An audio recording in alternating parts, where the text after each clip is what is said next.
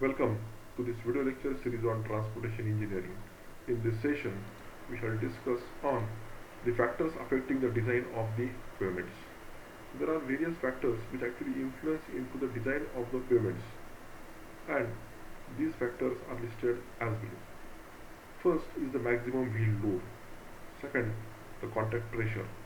Third is the equivalent single wheel load. Fourth is the equivalent wheel load factor. Fifth is the radius of the relative stiffness. Sixth is the modulus of the subgrade reaction. We will discuss in detail one by one. First is the maximum wheel load. So the maximum wheel load configurations are important to know the manner in which the given wheel of the vehicle it will apply its load onto the pavement surface.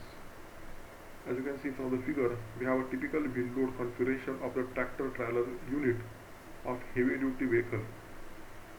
If you observe the tractor and the trailer, so the tractor actually has a single axle and the trailer it has a tandem axle. So a single axle or tandem axle, the basic difference in between these two axles is that a single axle trailer or a single axle it actually has got only one set of wheels. As you can see from the figure that here only one set of wheels is being provided, whereas in the case of a tandem axle we have the two sets of wheels. So this is the differentiating factor, and this basically is being done in order to distribute the heavy loads from the vehicle onto the roads on a wider area. So just imagine that if we just have, instead of having this tandem axle, if we have a single axle, that means the total weight from the trailer by the point of contact by the tires when it gets applied onto the road, in first case as a single axle and in second case by the tandem axle. So in both these cases the same magnitude of load when it is being transmitted by the single axle, then the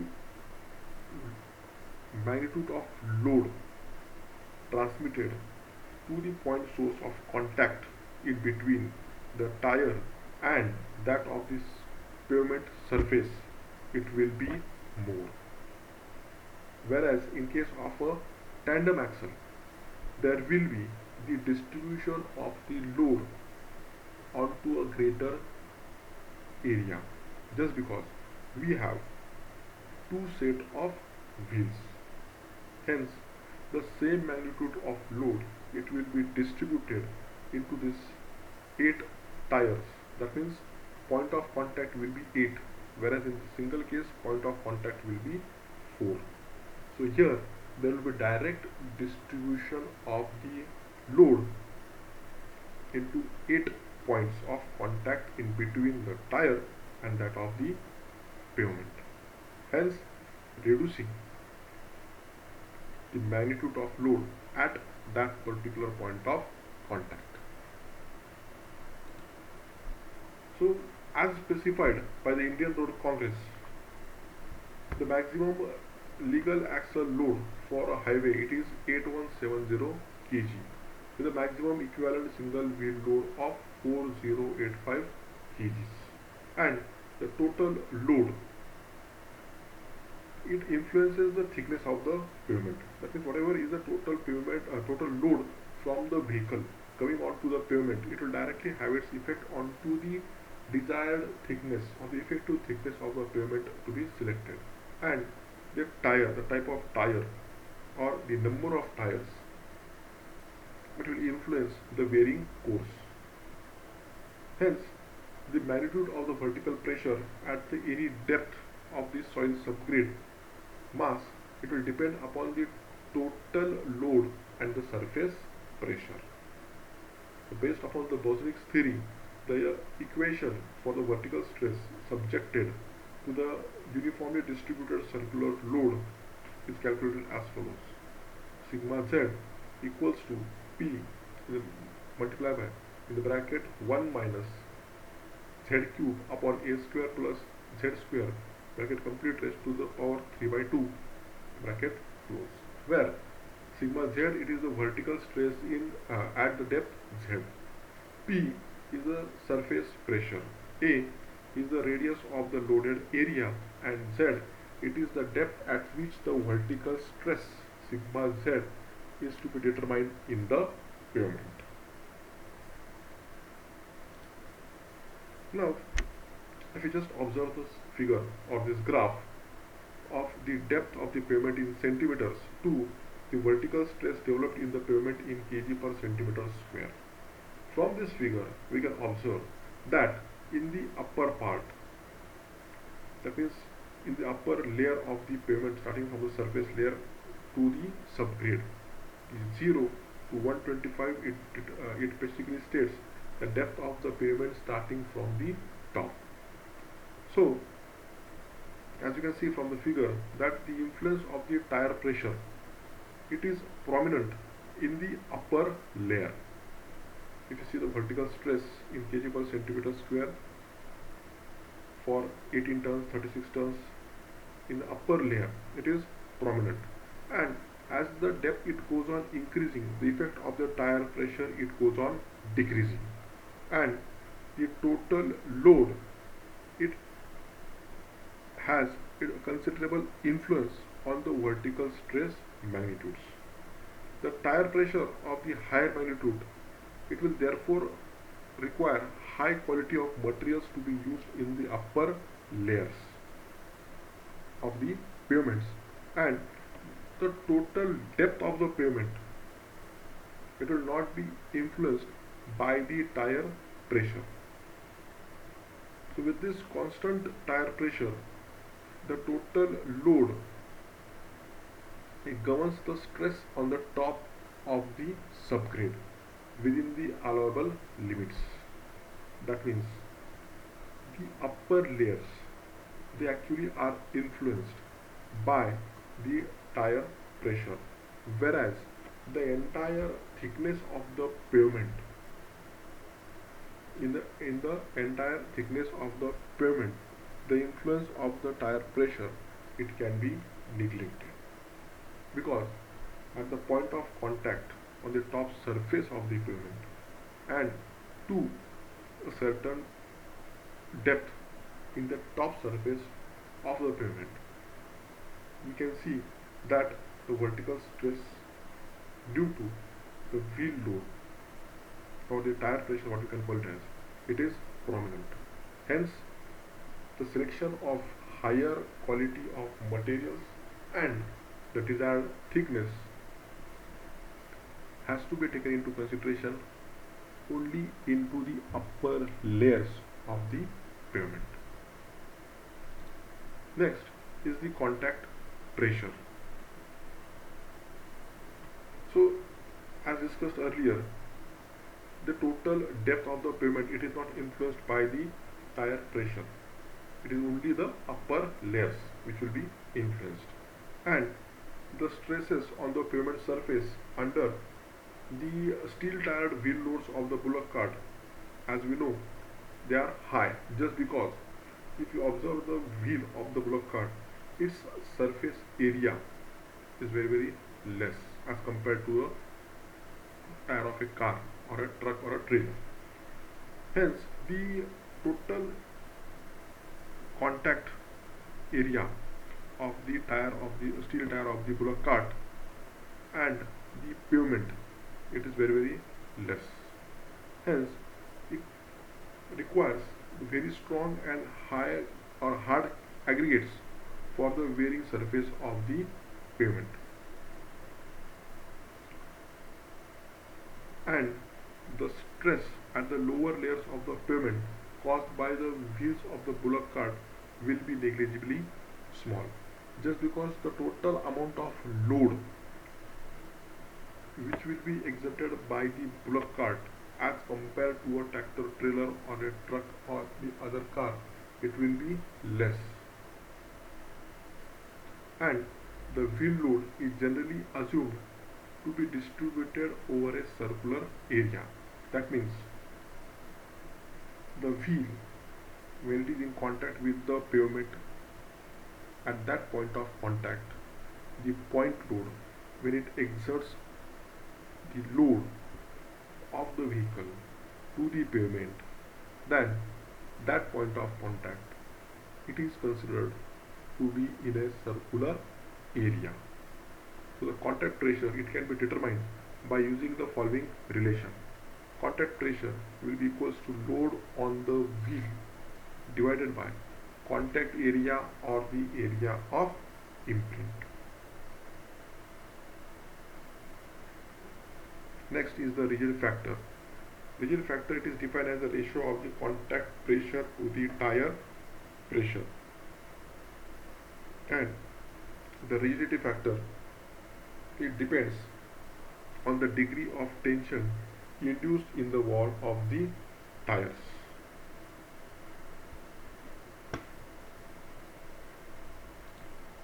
Next is the equivalent single wheel load.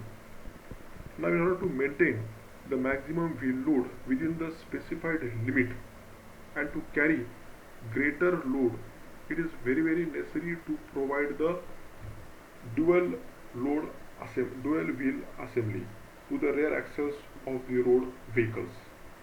And in order to do so, the effect on the pavement through the dual wheel assembly is not equal to 2 times the load on any one wheel. In other words, we can say this, that the pressure at a certain depth below the pavement surface cannot be obtained by numerically adding the pressure caused on one wheel load. Hence, the effect is in between the single load and 2 times load carried by any one wheel.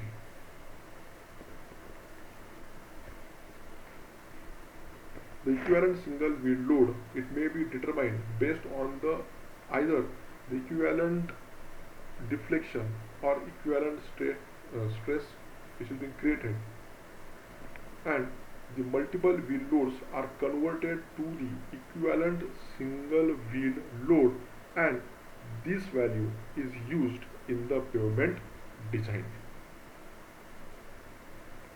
Now, if you suppose a dual wheel load assembly causes a certain value of maximum deflection delta at a particular depth z, which we can say as the depth equal to the thickness of the pavement. Now, as per the deflection criteria, the equivalent single wheel load is that single wheel load having the same contact pressure which will produce the same value of the maximum deflection at a depth z. Similarly, by the stress criteria, the equivalent single wheel load, it is the single wheel load producing the same value of maximum stress at the desired depth z as the dual wheels. The equivalent single wheel load usually can be determined the equivalent single stress criteria using a simple graphical method. So the straight line relationship is assumed between the equivalent single wheel load and the depth on the log scales. So for determining the equivalent single wheel load, the graph, as you can see from the figure, that a graph is plotted for 2 points Q and R on the log graph with the coordinates of Q as P and D2 and R as 2P and 2S. The line QR is a plot which is the locus of points where any single wheel load is equivalent to a certain set of the dual wheels. So in order to calculate the equivalent single wheel load for a dual assembly, it is very essential to estimate the desired thickness of the pavement. Thus, the equivalent single wheel load, it can be obtained at the assumed thickness from this graph. So this again can be used in the design calculations also. So if the design thickness is been obtained, it is equal to the estimated thickness, then the equivalent single wheel load calculations could be considered to be correct. If not, then we have to go by the more number of trials. So in case of the trucks or the tractor trailers, the load on each wheel, it may further be reduced by the multiple wheels and the tandem wheels, as we have discussed the concept of the tandem wheels and the single axle wheels earlier.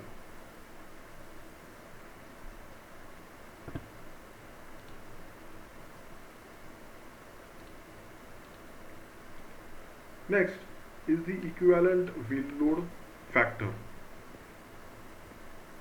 Now, for designing of the flexible pavement, the McLeod, he has developed a procedure by which the equivalent load it can be determined. So McLeod, he assumes that the pavement thickness which are designed for a given wheel load would support 1 million repetitions of such load during the entire lifespan of the pavement. And for one load application, the pavement thickness which should be so required is only 1/4 the pavement thickness designed for 10⁶ load repetitions. So for computing the equivalent load factor, the plot similar was the plot was considered by McLeod.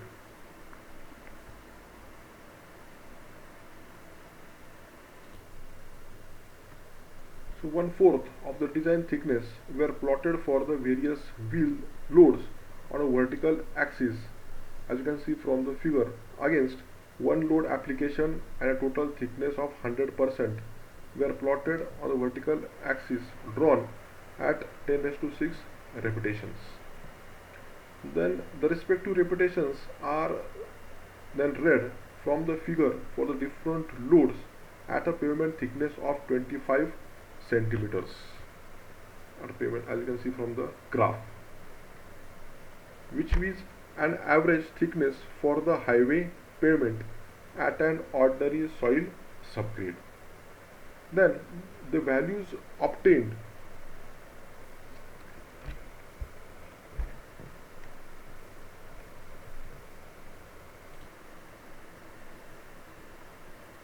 can be seen from this figure for the equivalent wheel load factors. As you can see, this table for the equivalent wheel load factors, the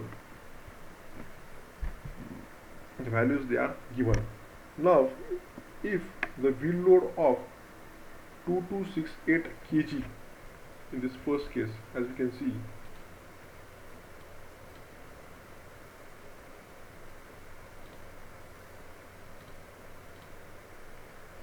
and the failure load of the repetitions for 25 centimeter thickness pavements are taken as standard, then the number of failure repetitions for 2268 and 2722 kg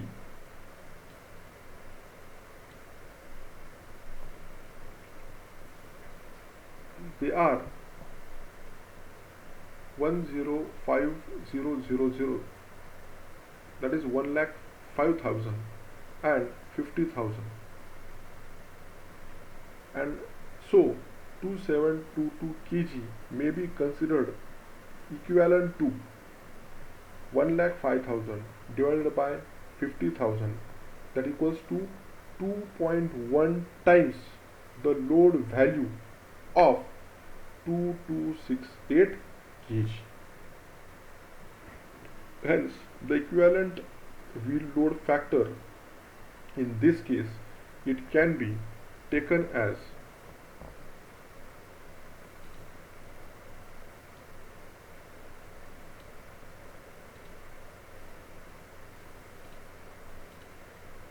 2.1, or you can round it up to as 2.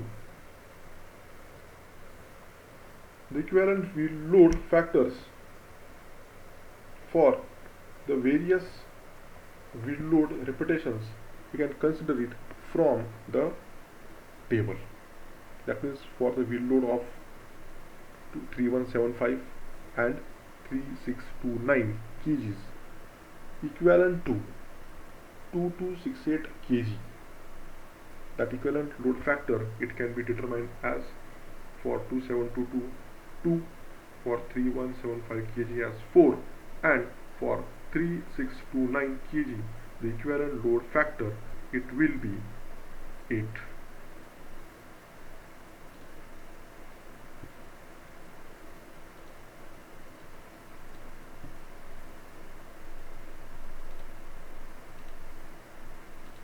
Next is the radius of relative stiffness. So the stresses due to the curling and warping depend on the ratio between the length of the slab L and the radius of the relative stiffness. That is, the radius of the relative stiffness is L is provided by the following equation. Now, in case of the rigid pavements, the stresses which will be developed due to the curling and warping of the pavement, just because the entire concrete pavement, it acts as a concrete plate, and due to the variation in the temperature, it will lead to curling and warping. So it basically depends upon the ratio in between the length of the slab L and the radius of the relative stiffness.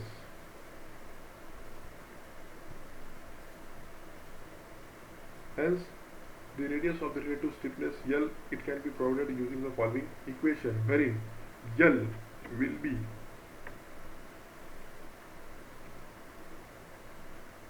fourth root of EH cube upon 12 multiplied by 1 minus mu square bracket complete multiplied by K, where E is the modulus of elasticity of the concrete, H is the thickness of the slab, mu is the Poisson's ratio, and K, it is the modulus of the subgrade reaction.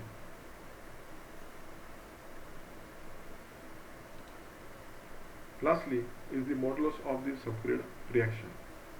Now, Westgard, he has employed the strength parameters of the soil subgrade in the rigid pavement analysis, considering it as a modulus of the subgrade reaction K, and the modulus of subgrade reaction K is proportional to the displacement. The displacement level A is taken as 0.125 centimeters for the calculation of the subgrade reaction K. Now, if P is the pressure sustained in kg per centimeter by the rigid plate or the concrete slab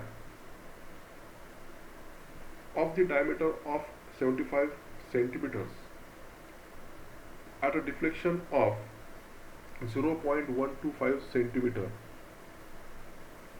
then the modulus of the subgrade reaction K, it will be given by the following relation. That is, if we have a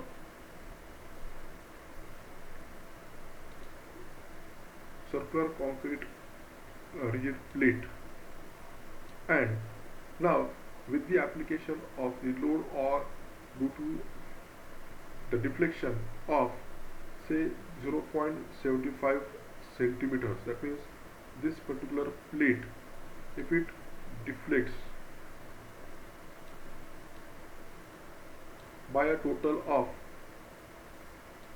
0.125 centimeter.